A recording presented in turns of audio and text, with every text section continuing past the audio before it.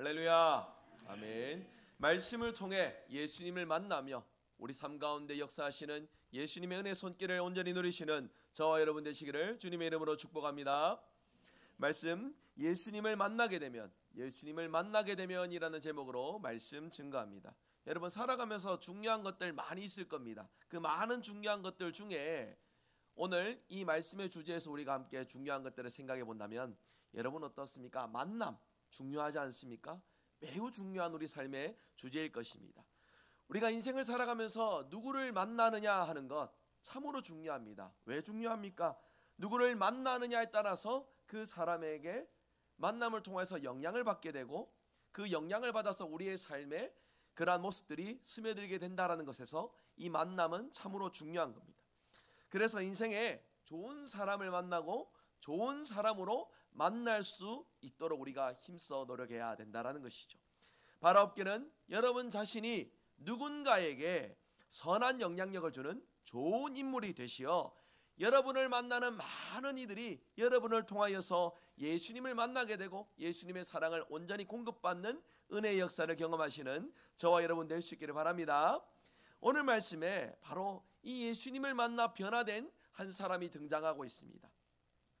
실패한 것 같은 그 인생이 예수님을 만나서 어떻게 완전히 바뀌게 되고 어떻게 예수님의 뜻대로 온전히 살아가게 되어지는지 오늘 말씀은 그 비결을 우리에게 소개해 주고 있습니다. 그 많은 비결 중에 먼저 첫 번째는 예수님을 만난 것입니다. 예수님을 만나고 예수님을 제대로 깨달아서 주님 앞에 엎드리고 주님으로 영접하고 주님께서 맡기신 귀한 사명에 자신의 삶을 온전히 드릴 때에 변화된 인생, 복된 인생으로 살아가지게 되었다라는 것이죠. 여러분, 이 사실을 주목하여서 예수님을 만날 때에 나타나는 놀라운 일들, 오늘 말씀을 통해 우리가 세 가지 기억할 것인데 이 세 가지 모두 다 우리 삶에 온전히 나타나는 은혜를 누리시는 저와 여러분 되시기를 간절히 소망합니다. 오늘 말씀 첫 번째입니다. 예수님을 만나게 되면 어떤 일이 일어나느냐? 되는 인생, 되어지는 인생을 경험하게 됩니다. 오늘 읽으셨던 본문 5절 6절 말씀 한번 같이 읽어보겠습니다. 같이 읽습니다. 시몬이 대답하여 이르되 선생님 우리들이 밤이 새도록 수고하였으되 잡은 것이 없지만은 말씀에 의지하여 내가 그물을 내리리다 하고 그렇게 하니 고기를 잡은 것이 심히 많아 그물이 찢어지는지라. 아멘. 본문은 사람들이 예수님께 몰려와 하나님의 말씀을 듣고 있을 때다라고 그 시작 부분에서 언급하고 있습니다. 그때 예수님은 게네사렛 호숫가에 계셨습니다. 예수님의 은혜로운 말씀을 듣기 위해 많은 무리들이 예수님께로 몰려옵니다. 이러한 상황 속에 예수님은 효과적으로 말씀을 전하시기 위하여 배 위에 오르셔서 육지에서 약간 떨어진 지점에서 말씀을 전하시는 그러한 일들을 감당하셨습니다. 게네사렛 호수라 하니 참 낯선 이름이 아닌가 싶은데 여러분, 게네사렛 호수 구약에서는 히브리어로 긴네렛 못이다라고 이렇게 기록을 하고 있고요. 신약에서는 갈릴리 호수다라고 이렇게 불려지는 곳이기도 합니다. 요한복음에는 디베랴 바다다라고 이렇게 말하기도 합니다. 우리가 흔히 아시는 갈릴리 호수가 바로 오늘 말씀의 배경입니다. 예수님 초기에 사역하셨던 대표적 중심지가 갈릴리 호숫가 지역이었지요. 예수님은 정박에도 있던 그 배 두 척 중에 시몬의 배 위에 오르셔서 많은 사람들 가운데 조금 거리를 두고 말씀을 전하셨다라고 오늘 말씀은 우리에게 증거하고 있습니다. 그렇게 말씀을 전하신 뒤에 군중들을 뒤로하고 그 예수님의 시선이 베드로에게로 향합니다. 그리고 베드로에게 말씀을 하시기를 깊은 데로 가서 그물을 내려 고기를 잡으라 말씀하십니다. 사실 여러분, 예수님의 이 말씀은 상식에 어긋나는 그러한 말씀이었던 것입니다. 왜냐하면 일반적으로 그때 당시에 갈릴리 호숫가에서 어부일들을 하는 사람들의 상식으로는 깊은 물 속에는 고기가 없다라는 것이 당시 어부들의 상식이었습니다. 그리고 지금 이 시간은 고기가 이동이 전혀 없는 한낮임을 감안한다면 예수님의 이 말씀은 받아들일 수 없는 조언이었다라는 것이죠. 제가 이제 울산에 있을 때 부교육자 때 일입니다. 제 평생에 그때 한 3년여간 정도 낚시를 경험했던 적이 있는데요. 처음 낚시 나갔을 때를 기억을 합니다. 동해 바닷가에 나가서 처음 낚시하니까 얼마나 어설프겠습니까? 미끼도 끼울 줄 모르고 어떻게 던질 줄도 모르고 쩔쩔매고 있는데 같이 갔던 분이 옆에서 막 설명을 해주는 거예요. 미끼는 이렇게 끼고, 이제 뭐 채비는 이렇게 해야 되고, 줄은 이렇게 해야 되고, 길게 얘기를 해주니까 희한하다 싶어가지고 다 듣고서 제가 물었습니다. 낚시를 많이 해보셨나 봐요. 물으니까 오늘 처음 왔습니다. 여러분, 지금까지 한 제가 15분 얘기 들었는데 그 들었는 얘기를 제가 신뢰할 수 있을까요? 뭐 유튜브로 보고 배워와서 유창하게 설명을 하는데 딱 15분 집중해서 듣다가 그 다음부터는 하나도 들리지 않는 거예요.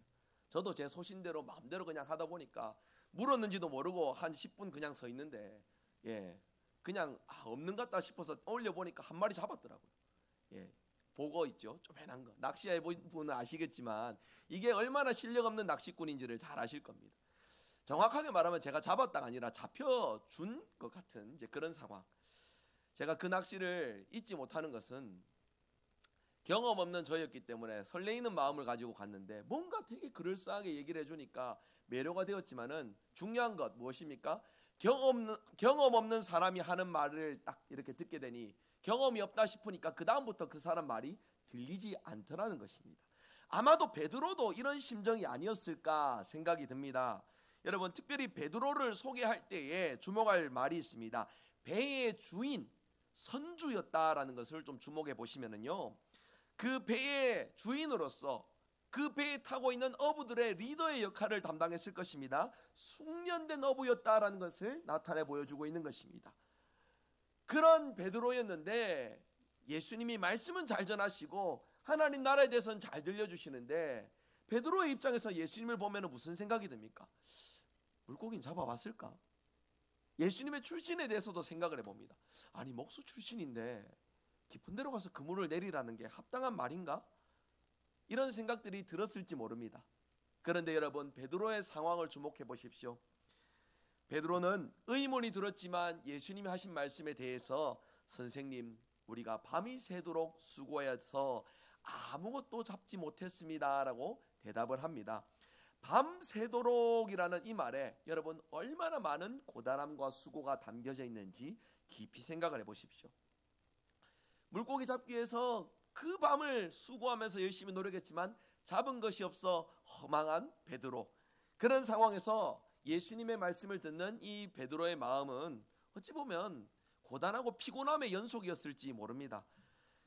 그도 그럴 것이 지금은 고기를 잡을 수 없는 낮 시간이었습니다. 장소적으로도 고기가 잡힐 것 같지 않은 깊은 곳으로 가라고 하셨고, 그리고 가장 중요한 것은 그 고단함 중에 그물을 씻어놓고 채비하고 있는 이 일에 예수님께서 오셔서 다시 나가서 그물을 던지라라고 말씀하시니 베드로의 마음에서는 예수님의 말씀을 듣고 싶지 않은 이유들이 더 많았을지 모릅니다. 그런데 여러분, 우리가 여기서 한 가지 주목하고자 합니다. 그런데도 불구하고 베드로는 예수님의 말씀을 듣고 행동하는 의지를 보여주고 있어요. 아마도 앞에서 백성들에게 말씀을 가르치시고 많은 이들이 예수님을 따르는 모습을 보면서 무언가 베드로가 특별함을 느꼈던 것으로 짐작할 수 있습니다. 그렇기에 자신의 판단은 뒤로 하고 예수님의 말씀을 따르는 모습을 보여줍니다. 오늘 읽으셨던 5절의 말씀에 밤이 새도록 수고하였을 때 잡은 것이 없지만은 말씀에 의지하여 라는 이 표현이 있습니다. 여러분, 안타깝게도 이 말씀에 의지한다라는 말은 헬라어 원어 성경에는 들어있지 않은 말입니다. 이 말은 헬라어에서 라틴어로, 라틴어에서 영어로 번역되어 오면서 의미가 의역되어진 표현들이에요. 원어에는 없는 표현입니다. 무슨 말씀을 드리느냐? 말씀에 의지하지 않았으니 베드로가 자기 마음 중심으로 그냥 이렇게 행한 것이냐 해석하느냐, 그것도 아닙니다. 무엇이냐면 이때까지 베드로는 아직까지 예수님의 신적인 능력을 의지하며 말씀을 붙들고 가는 것이 아니라 지치고 고단하고 힘든 중에도 자신의 인간적인 판단에서 보았을 때 나의 생각은 이렇지만 뭔가 저분이 하시는 말씀 그냥 하는 말씀이 아니겠지, 그런 싶은 그런 인간적인 심사에서 예수님의 말씀을 듣고 따르며 순종하는 모습을 보여주고 있다는 것이에요. 여러분, 베드로가 이제 이 말을 전하는 것 중에 중요한 표현들이 있습니다. 베드로가 대답한 말 중에 그물을 내리겠습니다, 내가 그렇게 하겠습니다 라고 하는 말이 있습니다. 내려가겠습니다 라는 표현, 미래 능동태로 자신의 강한 의지를 담고 있기에 말씀에 의지하여라는 해석이 가능한 해석이 된다라는 것이에요. 원어에 없는 표현이지만 주님의 말씀을 의지했다라고 우리가 받아들이고 해석할 수 있는 부분이 바로 여기 있습니다. 그물을 내리겠습니다. 주님 말씀하셨으니 내가 그렇게 하겠습니다 라고 할 때에는 예수님의 말씀을 따라서 굳게 결심하고 순종하겠다라는 베드로의 강한 의지가 담겨져 있기 때문에 이런 해석을 우리가 가질 수 있는 것이에요. 여러분, 이 부분에서 우리가 한 번쯤 우리의 모습을 두고 한번 이 사건 속에서 적용점을 찾아보기를 원합니다. 여러분, 우리의 생각과 판단으로 하나님의 모든 말씀이 논리정연하게 제대로 이해가 되고 깨우쳐지고 받아들여지지 않을지도 모릅니다. 머리로서는 이해하지만 우리의 마음으로 지키지 못하는 순간들도 있을지 모릅니다. 그러나 이렇게 베드로의 사건에서처럼 믿음은 들음에서 나며 들음은 주님의 말씀을 통하여서 역사가 나타난다는 사실을 기억하셔서 내 생각과 내 마음으로 말씀을 판단하는 것이 아니라 우리 안에 내주하시는 성령 하나님의 도우심을 통하여 말씀에 순종하고 말씀을 따라 살아가시는 저와 여러분 되시기를 주님의 이름으로 축복합니다.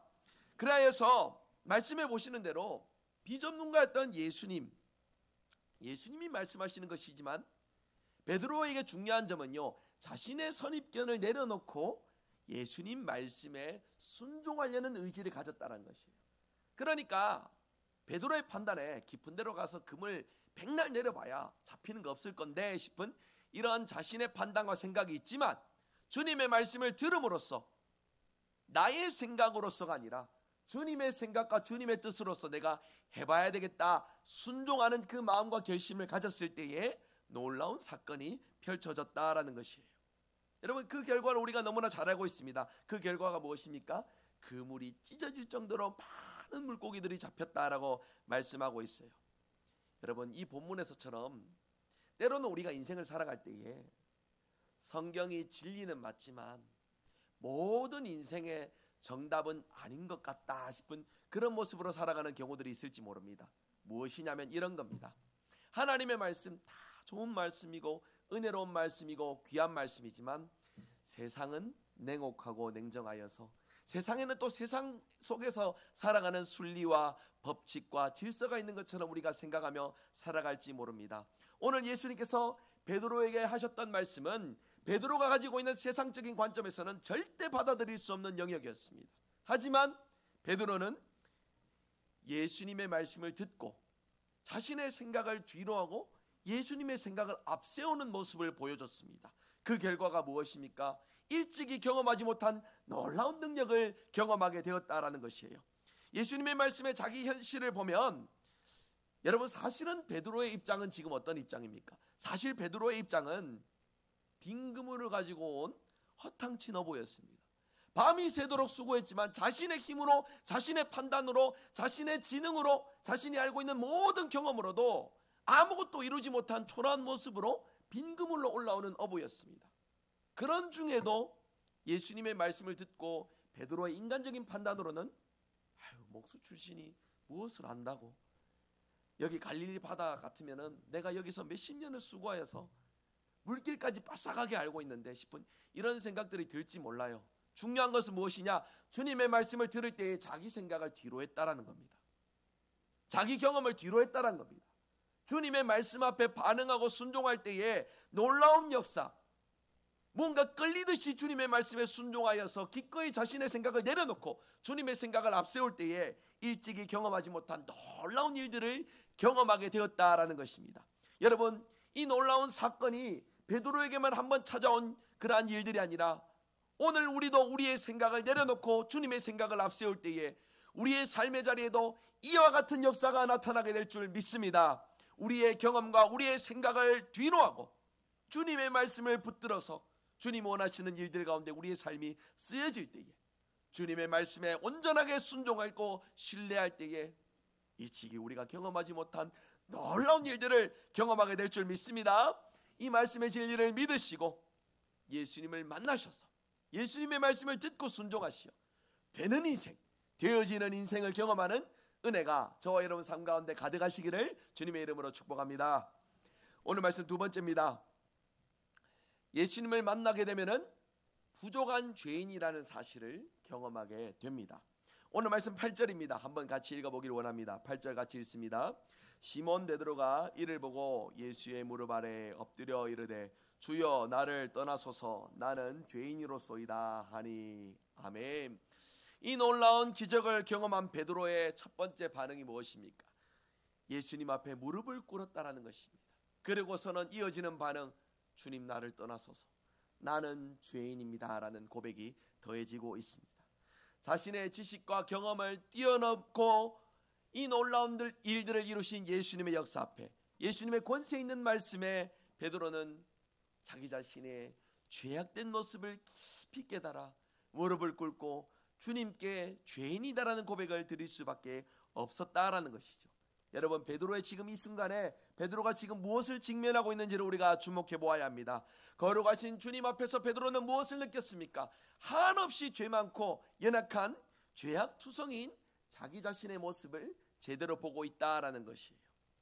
그래서 나오는 반응이 뭡니까? 주님 내게서 떠나소서 나는 죄인입니다. 여러분, 눈치채신 분 아시겠지만 베드로의 표현이 바뀐 거 보이십니까? 5절에는요 선생님이라고 했습니다. 그런데 이 8절 부분에서 뭐라고 고백하고 있습니까? 주여, 주여라고 고백하고 있습니다. 예수님이 거룩하신 분이란 것을 알면서 자기 자신이 쉽게 접할 수 있는 분이 아니라는 것을 제대로 깨달으면서 나는 주님 앞에 서기조차 부끄러운 죄인이다라는 사실을 베드로가 고백하고 있다라는 것이에요. 여러분, 죄인이란 뜻이 무엇입니까? 죄로 물든 사람, 죄로 물들어서 내 힘으로는 이 죄의 문제를 해결할 수 없는 사람, 그렇게 자기 자신을 고백하고 있다라는 것입니다. 이 죄인이라는 고백을 예수님 앞에 드릴 때에 베드로의 그 기억 속에, 그 생각 속에, 그 마음 속에는 주마등처럼 모든 것들이 스쳐 지나갔을 것입니다. 갈릴리 어부로 살면서 거친 환경 속에 살면서 때로는 분쟁과 다툼과 시기와 욕심으로 얼룩져 있는 자기 자신의 모습, 그 고된 어부 생활에 쾌락으로 욕심으로 자신의 인생을 채우고자 헛되게 살았던 모든 연약했던 모습, 이런 것들이 다 주마등처럼 지나갔을 것으로 보여집니다. 그러한 자신의 삶을 직면하게 되니 거룩하신 예수님 앞에 자기 자신을 뭐라고 고백하고 있습니까? 죄인이라고 고백을 하고 있습니다.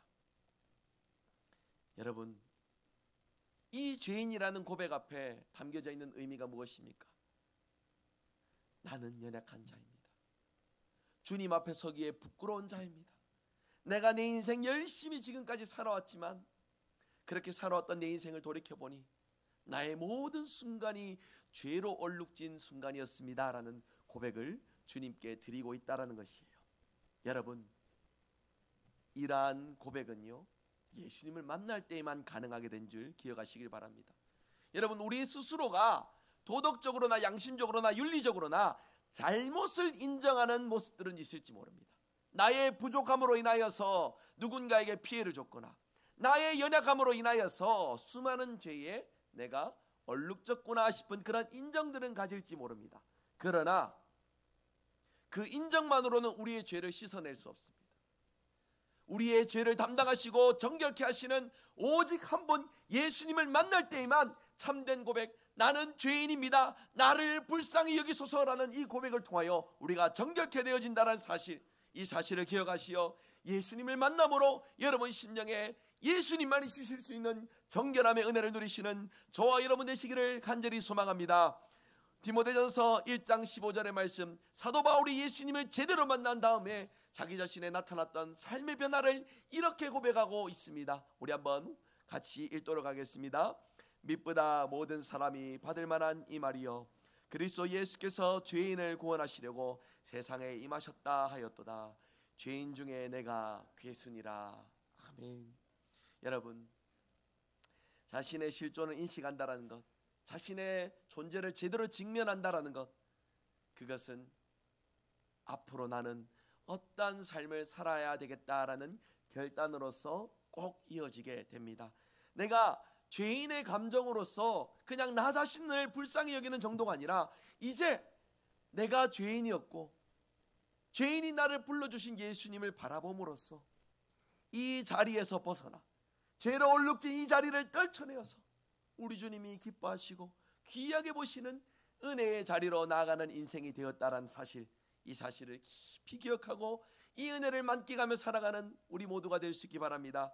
죄인의 감정을 더 깊이 느꼈던 세리는 바리새인같이 자기를 자랑하는 기도를 드리지 않았습니다.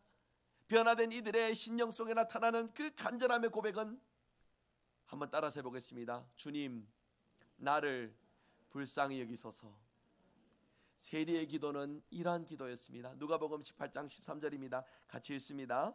세리는 멀리 서서 감히 눈을 들어 하늘을 쳐다보지도 못하고 다만 가슴을 치며 이르되 하나님이여 불쌍히 여기소서 나는 죄인이로소이다 하였느니라. 아멘. 여러분, 우리 주님은 이러한 기도를 기뻐 받으시는 줄 믿으시길 바랍니다. 오늘날 나에게 이러한 기도와 이러한 은혜가 있습니까? 주님, 나는 죄인입니다. 진정으로 주님 앞에 나설 수 없는 부끄럽고 연약한 자입니다. 그러나 그럼에도 나의 기도를 들으시고 역사하시는 주님을 사모하며 주님께로 한 걸음 나아가오니 주여 나의 기도를 들어주시고 나를 불쌍히 여겨주시옵소서. 이런 고백이 오늘날 여러분 삶 가운데 가득하십니까? 우리가 신앙생활 오래 하면서 행위로나 지식으로나 부족함 없이 믿음으로 살아가지만은 이러한 주님을 향한 중심과 주님께서 주시는 이 죄사함의 은혜, 우리를 불쌍히 여기시는 그 긍휼의 은혜를 놓치게 되면은 우리의 신앙생활이 너무나도 메마르고 건조하게 됩니다.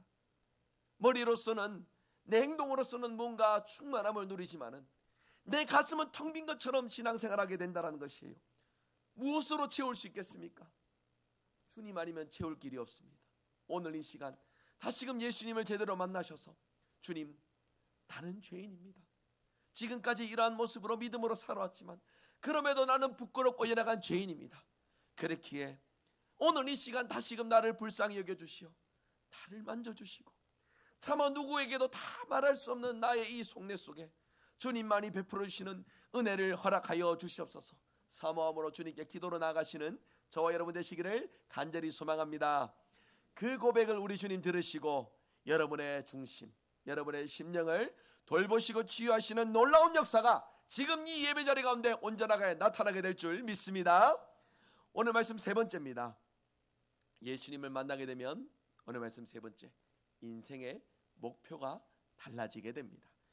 오늘 읽으셨던 본문 10절 말씀 한번 같이 읽어볼까요? 10절 같이 읽습니다. 세베대의 아들로서 시몬의 동업자인 야고보와 요한도 놀랐습니다.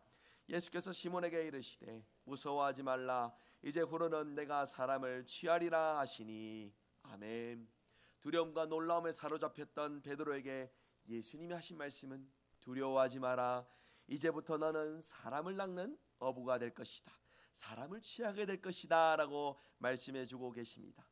이 부르심 앞에 베드로는, 그리고 함께 예수님을 따르는 이들은 이렇게 반응하였다라고 성경은 말씀합니다. 한번 따라서 외쳐보겠습니다. 그들이 배들을 육지에 대고 모든 것을 버려두고 예수를 따르니라. 할렐루야. 베드로는 이 사명 앞에 모든 것을 버려두고 예수님을 따랐다라고 말씀하고 있습니다. 여기서 모든 것을 버려두고 예수님 따랐다는 거 무엇을 의미할까요? 여러분, 가장 소중하게 여기는 것, 가장 귀한 것, 그 누구와도 절대로 양보할 수 없는 것, 절대로 포기할 수 없는 것, 자신의 생명줄처럼 붙들고 있는 것, 그것마저도 내려놓는 용기 있는 모습, 귀한 모습을 우리가 떠올려 볼 수 있지 않습니까? 이 용기가 출발되는 시점이 어디입니까? 죄 많은 자신을 사랑하여 주시고 용납하여 주시고 사명자로 살아가도록 말씀하시는 주님의 그 말씀, 사랑하시는 주님의 그 은혜의 손길을 통하여서 이러한 결단이 이루어졌다는 사실을 우리가 기억할 수 있기를 바랍니다. 베드로는 주님의 부르심에 결단하고 모든 것을 버려두고 주님을 따른다고 고백합니다. 여러분, 이 고백이 어떻게 어정쩡하고 적당한 비유에 맞춰진 고백이라고 우리가 평가할 수 있겠습니까? 생명과도 같은 자신의 배와 그물들을 내려놓고 오랜 생업의 자리였던 이 게네사렛 호수, 갈릴리 호숫가를 떠나서 예수님께 자신의 삶을 맡기는 모습을 보여주고 있다는 것입니다. 예수님을 위하여 자신의 인생을 드리는 귀한 모습을 보여주고 있다는 것입니다. 여러분, 베드로의 삶을 떠올려 봅시다. 하루하루 근근히 살아갔을 것입니다.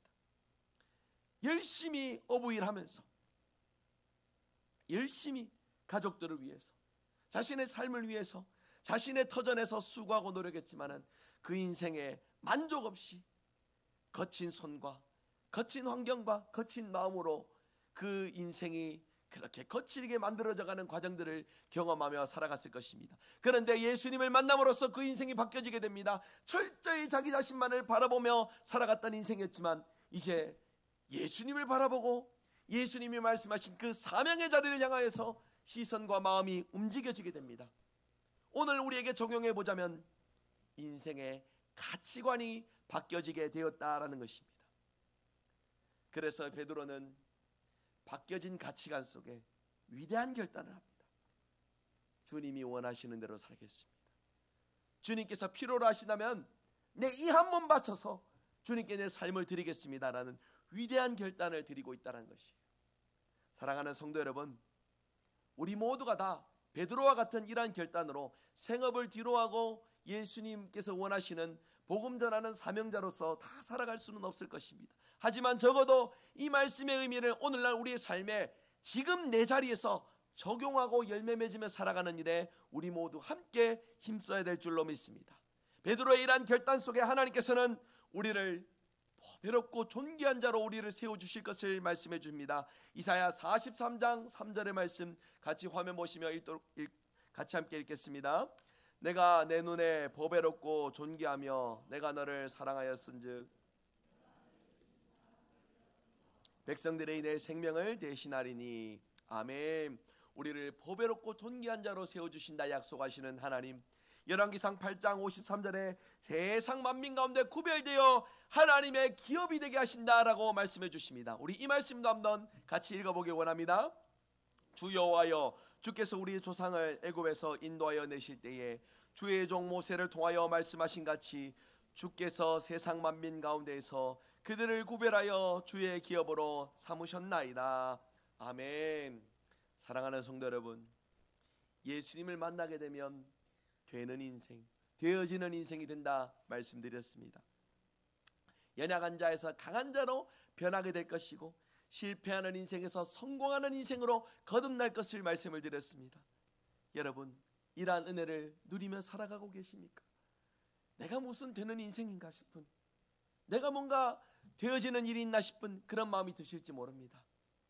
여러분, 예수님을 만나게 되면 내 힘으로 할 수 없는 많은 것들을 우리 주님께서 감당케 하시고 열매 맺도록 해주신다라는 거예요. 이 말씀 믿으십니까? 그러면 오늘 다시 이 자리에서 우리가 예수님을 다시금 제대로 만나서 내 인생에 뭔가 몸이 건조하고 뭔가 메말라가는 내 삶의 자리에서 예수님을 만남을 통하여 예수님 주시는 은혜와 능력을 우리가 공급받아야 되지 않겠습니까?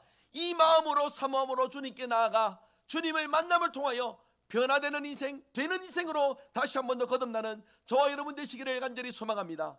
이 일의 중심에는 예수님 앞에 낮은 마음으로 긍휼의 은혜를 구하는 겸손한 우리의 모습이 될 때에만 가능함을 다시 한 번 더 기억하십시오. 주님, 나를 떠나소서, 나는 죄인으로서이다 라는 이 고백에서 여러분 한번 생각해 보세요. 정말 예수님 나를 떠나세요라는 베드로의 마음이었을까요? 아니죠. 역설적으로 이런 마음 아니었겠습니까? 주님, 내 삶에 찾아와 주십시오. 내 힘으로 도저히 감당이 되지 않는 내 삶의 모든 연약함들 속에 주님의 은혜가 필요하니 주님, 내 삶의 자리에 성큼성큼 찾아와 주셔서 이 삶을 붙들어 주시고 치유하여 주시어 주님만이 주시는 은혜로 내가 새 힘을 얻고 정결케 됨을 원하오니 주여 내 중심에 자리 잡아 주시고 나를 돌보아 주시옵소서라는 베드로의 고백이 아니었겠습니까? 이 고백을 주님 앞에 들으신다면 우리 눈으로는 예수님을 보지 못하지만 마음으로 영으로 예수님을 만남으로 참된 인생, 변화된 인생으로 살아가게 될 줄 믿습니다. 오늘 말씀 맺으면서요, 말씀의 첫 번째 시작할 때에 다루었던 주제입니다. 우리 인생에 누구를 만나느냐, 참으로 중요한 주제입니다. 이 세상에서 가장 고귀한 만남이 있다면 예수님을 만나는 것입니다. 우리 성도 여러분, 질문 드려봅니다. 예수님을 만나셨습니까? 눈으로 예수님을 보지 못하였지만 이 들려지는 말씀 속에 우리 안에 성령으로 역사하시는 예수님을 만나셨는지 묻고 싶습니다. 여러분, 이 만남의 복은요, 특별한 사람, 뭔가 은사받고 능력 있는 사람만 누리는 것이 아닙니다.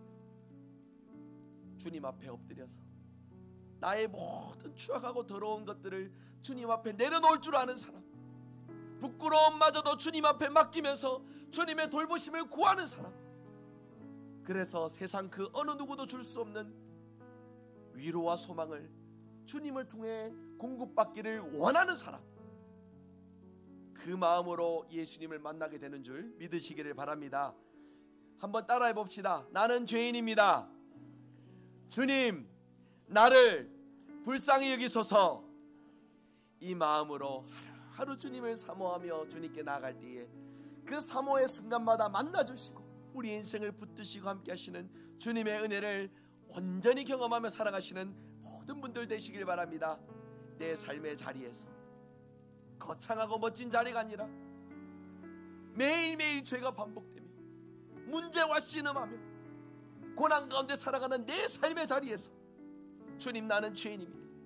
나를 불쌍히 여기소서라는 이 고백으로 날마다 예수님을 만나고 날마다 예수님 베푸시는 은혜 속에 하루하루 믿음으로 승리하며 믿음의 성공자로 살아가시는 저와 여러분 되시기를 주 예수 그리스도 이름으로 축복합니다.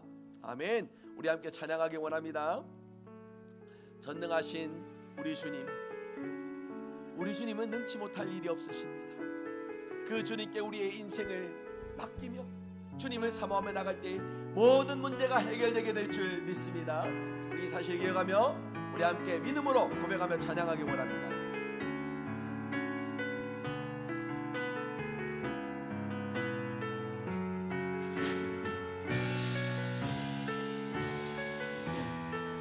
전능하신 나의 주, 전능하신 나의 주 하나님은